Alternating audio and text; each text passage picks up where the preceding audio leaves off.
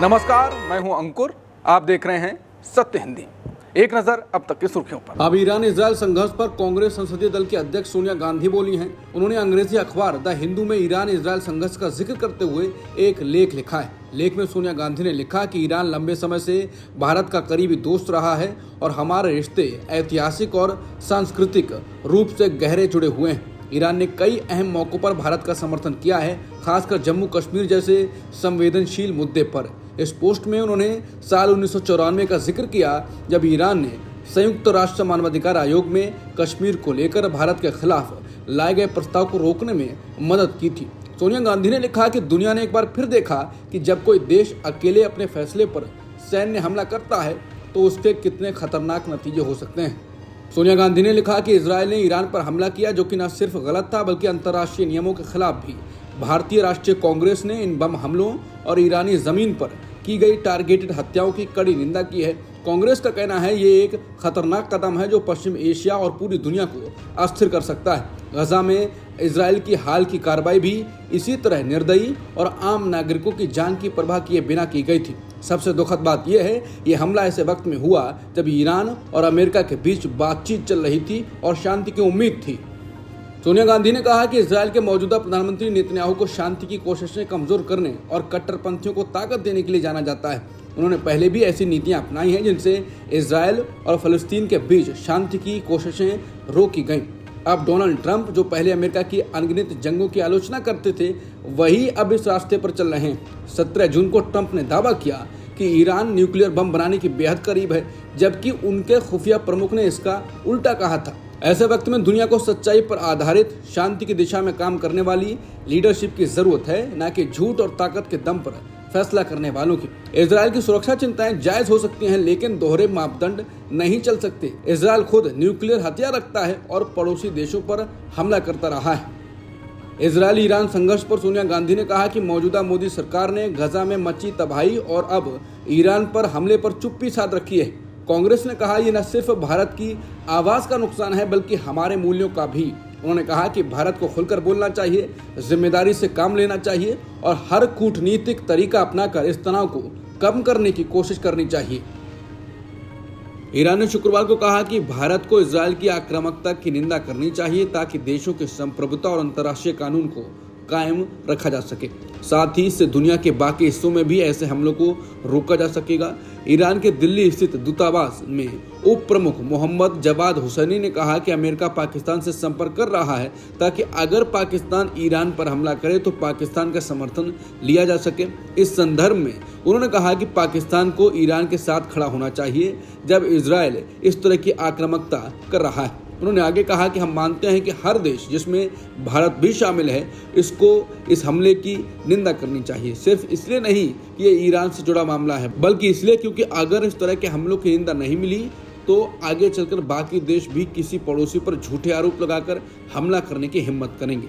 हमारी उम्मीद है कि भारत इस मुद्दे को अंतर्राष्ट्रीय कानून की रक्षा के रूप में उठाएगा ताकि साफ संदेश जाए कि अगर कोई देश किसी पर आक्रमण करता है तो उसे सजा मिलेगी।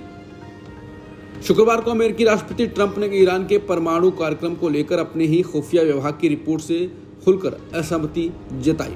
अमेरिकी खुफिया एजेंसियों की प्रमुख तुलसी गबार्ड ने मार्च में सांसदों को बताया था कि ईरान ने अभी तक परमाणु हथियार बनाने का फैसला नहीं लिया है, लेकिन जब ट्रंप न्यू जर्सी पहुंचे और उनसे इस बारे में पूछा गया तो उन्होंने साफ कह दिया तो मेरी खुफिया एजेंसी गलत थी।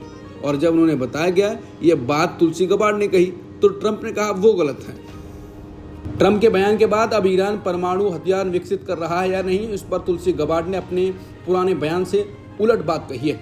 पिछले बयान पर सफाई देते हुए तुलसी गबार्ड ने कहा कि मीडिया ने उनके बयान को तोड़ मरोड़ कर पेश किया था। गबार्ड ने एक्स पर लिखा, कुछ मीडिया संस्थान मेरी बातों को तोड़ मरोड़ कर दिखा रहे हैं और झूठी खबरें फैला रहे हैं ताकि समाज में विभाजन पैदा किया जा सके। अमेरिका के पास ऐसी जानकारी है कि अगर ईरान चाहे तो वो कुछ हफ्तों या महीनों में परमाणु हथियार बना सकता है। राष्ट्रपति ट्रंप पहले ही साफ कर चुके हैं कि ऐसा नहीं होने देना चाहिए और मैं भी इससे पूरी तरह सहमत हूँ। इजरायल के रक्षा मंत्री इजराइल कात्ज ने शनिवार को कहा कि आईडीएफ ने ईरान के कुम शहर में एक रिहायशी इमारत पर हमला किया जिसमें ईरान के सीनियर कमांडर की मौत हुई। कात्ज ने कहा कि सईद इजादी ने साल अक्टूबर 2023 को हमास के इजराइल पर हमले को वित्तीय मदद दी थी। उन्होंने कहा यह इजरायली खुफिया विभाग और वायुसेना के लिए बड़ी उपलब्धि है। ईरान के स्वास्थ्य मंत्री मोहम्मद रेजा जफरकंदी ने कहा कि इजराइल ने जंग के दौरान ईरान के 3 अस्पतालों पर हमला किया है।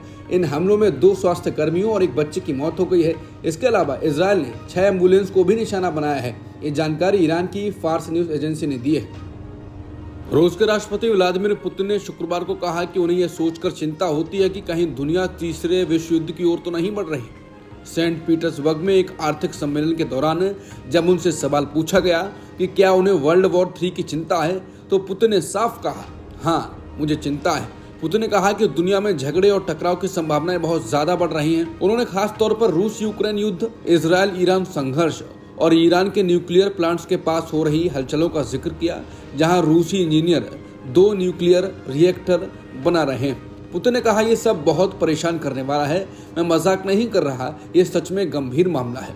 उन्होंने कहा कि इतने सारे तनाव एक साथ हमारी आंखों के सामने बढ़ रहे हैं और इनका सीधा असर हम पर पड़ रहा है, इसलिए ज़रूरत है कि हम इन मुद्दों पर ध्यान दें और सभी दिशाओं में शांतिपूर्ण समाधान खोजें। पुतिन ने दुनिया से शांति बनाए रखने की अपील की और कहा कि जितना हो सके हर टकराव का हल बातचीत से निकाला जाना चाहिए।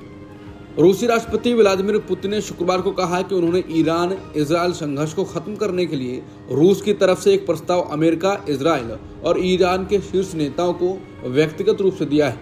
उन्होंने बताया कि उन्होंने यह प्रस्ताव अमेरिकी राष्ट्रपति ट्रंप, इजरायली प्रधानमंत्री बेन्यामिन नेतन्याहू और ईरान के राष्ट्रपति मसूद पेजेश्कियान को साझा किया है। पुतिन ने साफ किया कि रूस कोई मीडिएशन नहीं कर रहा, बल्कि सिर्फ समाधान के कुछ सुझाव दे रहा है। उन्होंने कहा कि मैंने नेतन्याहू, पेजेश्कियान और ट्रंप से बात की है। हमने अपनी तरफ से संघर्ष को सुलझाने के लिए जो सुझाव सोचे हैं वो बताए हैं। हमें उम्मीद है कि इन सुझावों को अपनाया जाएगा। अगर ये दोनों देशों को ठीक लगते हैं तो हमें खुशी होगी। हमारे ईरानी दोस्तों से रोजाना बातचीत हो रही है, अब देखते हैं क्या होता है। अमेरिका के राष्ट्रपति ट्रंप ने शिकायत की है कि उन्हें नोबेल शांति पुरस्कार नहीं मिला, जबकि उन्होंने कई देशों के बीच शांति समझौते कराए हैं।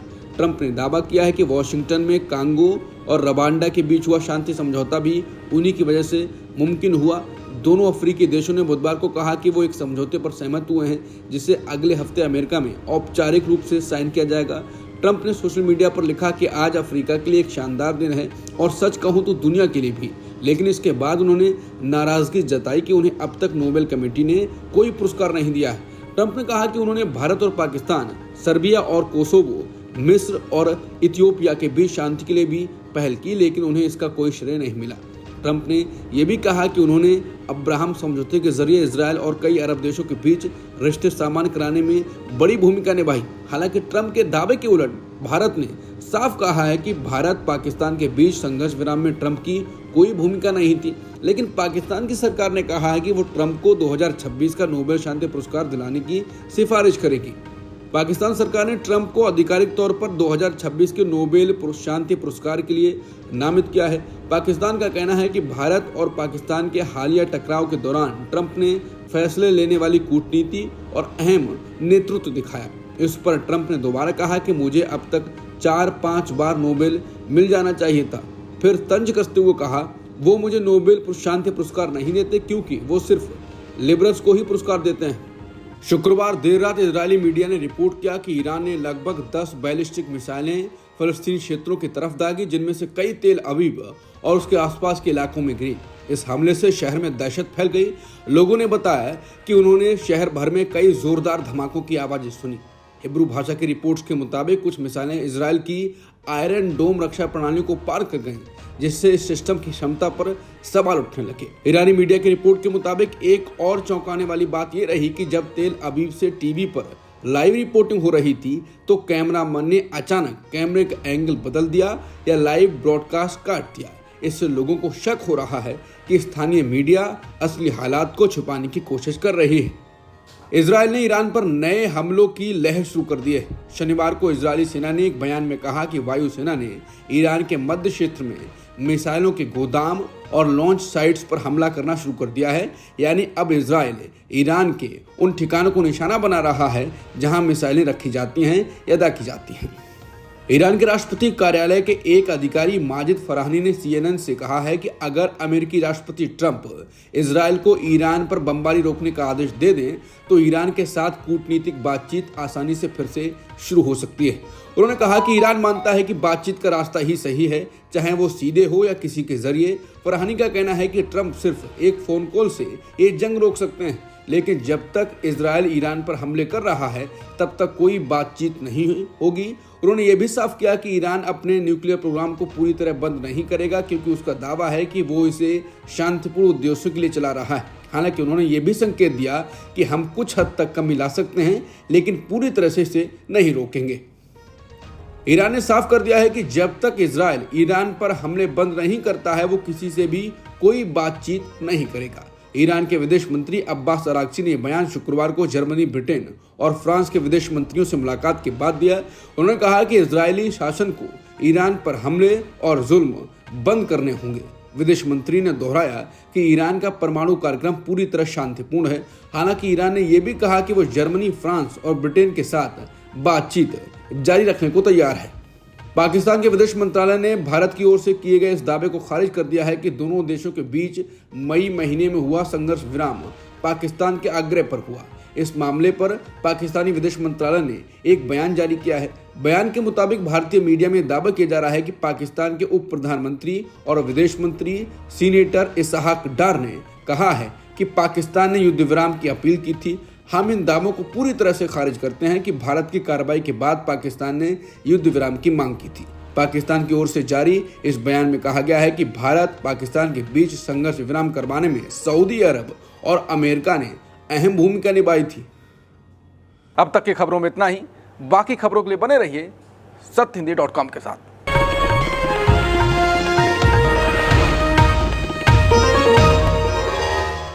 Copyright disclaimer under Section 107 of the Copyright Act 1976. Allowance is made for fair use for purposes such as criticism, comment, news reporting, scholarship, and research. Fair use is a use permitted by copyright statute that might otherwise be infringing.